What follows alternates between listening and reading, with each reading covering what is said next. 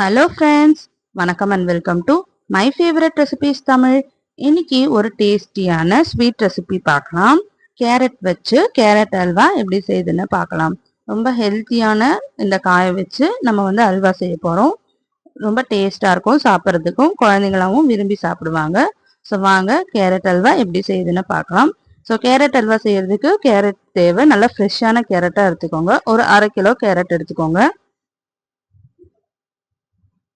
So இதை நல்லா wash பண்ணிடுங்க. தண்ணியில் போட்டு நல்லா வாஷ் பண்ணிட்டு இது தோலெல்லாம் சீவிட்டு இதை ரவுண்ட் ரவுண்டாக கட் பண்ணி வச்சுக்கோங்க. நம்ம மிக்சியில் போட்டு அரைச்சி தான் செய்ய போகிறோம்.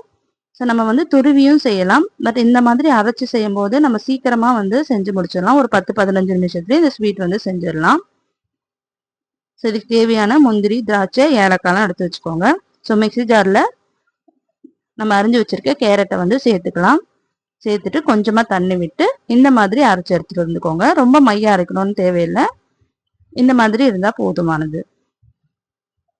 ஸோ இது அப்படியே இருக்கட்டும். இப்ப பேன் வச்சுக்கலாம். அதுல ஒரு 2 டேபிள் ஸ்பூன் நெய் ஊத்திக்கலாம்.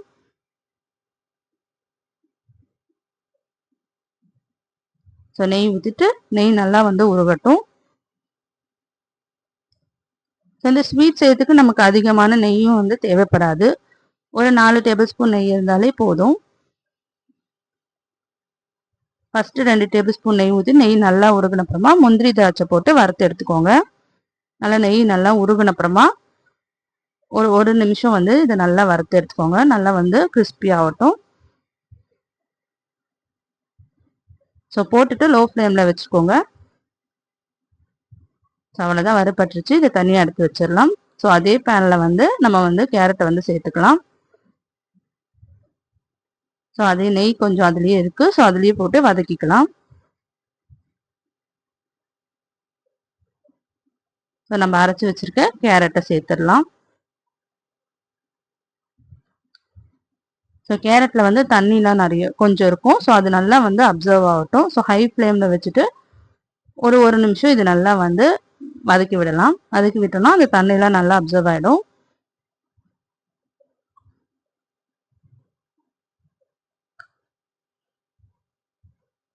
ஸோ நம்ம இந்த கேரட்டை நம்ம பொரியலாக செஞ்சு கொடுத்தோம்னா குழந்தைங்க விரும்பி சாப்பிட மாட்டாங்க. ஸோ இந்த மாதிரி ஸ்வீட்டாக செஞ்சு கொடுத்தோம்னா நான் விரும்பி சாப்பிடுவாங்க. அதில் இருக்க ஹெல்த் பெனிஃபிட்ஸும் அவங்களுக்கு கிடைக்கும். ஸோ இந்த மாதிரி செஞ்சு கொடுத்து பாருங்க. ஸோ இப்போ 100 ml பால் ஊற்றிக்கலாம். இது காய்ச்சி ஆற வச்ச பால் ஒரு 100 ml ஊற்றிக்கலாம். ஸோ கேரட்டும் பால் சேர்த்து வேகணும். ஸோ பால் சேர்த்து நம்ம வேக வைக்கும் போது நல்லா டேஸ்ட் கொடுக்கும். இது நல்லா வேகட்டும். இதை மூடி போட்டு ஒரு 5 நிமிஷம் நல்லா வேக வச்சுக்கோங்க. ஸோ மீடியம் ஃப்ளேமில் வச்சு வேக வச்சுக்கோங்க.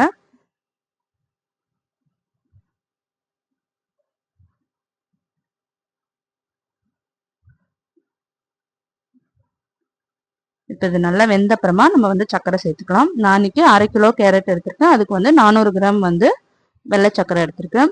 உங்களுக்கு வெள்ளை சர்க்கரை தேவையில்லைன்னா நீங்க நாட்டு சர்க்கரை கூட யூஸ் பண்ணிக்கலாம். பாருங்க, பால்லாம் நல்லா கேரட்டோடு சேர்ந்து வெந்துருச்சு. இப்போ நம்ம சர்க்கரை சேர்த்துக்கலாம். ஸோ 400 கிராம் சர்க்கரை சேர்த்துக்கலாம். ஸோ சர்க்கரை சேர்த்துட்டு இதை நல்லா கிளறி விட்டுக்கலாம். சர்க்கரை நல்லா உருகணும்.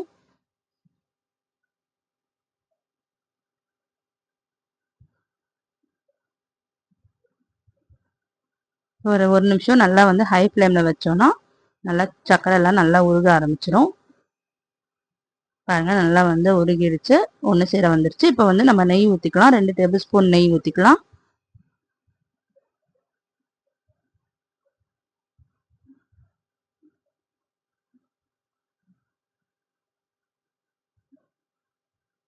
இந்த நெய் ஊற்றிட்டு இதை நல்லா கிளறிட்டு ஏலக்காய் பொடி சேர்த்துக்கோங்க. நல்லா வாசனையாக இருக்கும்.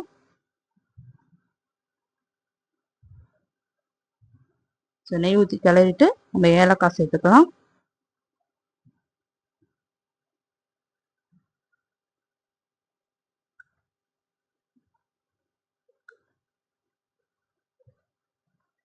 ஸோ அவ்வளோதான், இன்னும் ஒரு நிமிஷத்தில் வந்து கேரட் அல்வா வந்து ரெடி ஆகிடும்.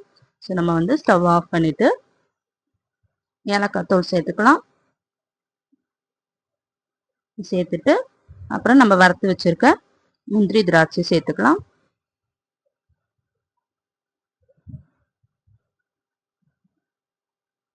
நல்லா கலர்ஃபுல்லாக வந்து கேரட் அல்வா வந்து ரெடி ஆயிடுச்சு.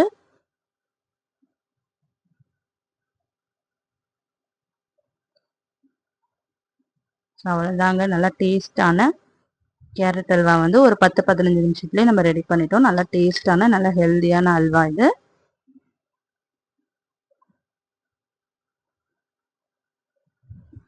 சாப்பிட்றதுக்கு செம்ம டேஸ்டாக இருக்கும். ஸோ குழந்தைங்களும் வந்து ஸ்வீட்டுனா விரும்பி சாப்பிடுவாங்க. ஸோ அவ்வளோதாங்க, நல்லா டேஸ்டான கேரட் அல்வா வந்து ரெடி ஆயிடுச்சு. நீங்களும் ட்ரை பண்ணி பாருங்கள். ட்ரை பண்ணிவிட்டு எப்படி இருந்ததுன்னு கமெண்ட் பண்ணுங்கள். இந்த வீடியோ உங்களுக்கு பிடிச்சிருந்ததுன்னா நம்ம சேனலை சப்ஸ்கிரைப் பண்ணிக்கோங்க, லைக் பண்ணுங்கள், ஷேர் பண்ணுங்கள். தேங்க்யூ ஃபார் வாட்சிங்.